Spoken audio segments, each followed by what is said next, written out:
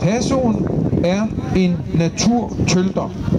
Pas er ikke tilladt, men i hurtigt tølt kaldt sopriandando er en tasforskydning tilladt.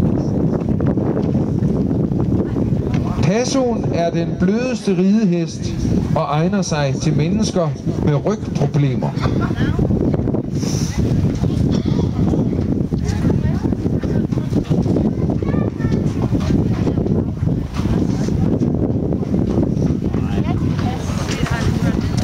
Tassoen har et meget energisk, men yderst styrbart sind.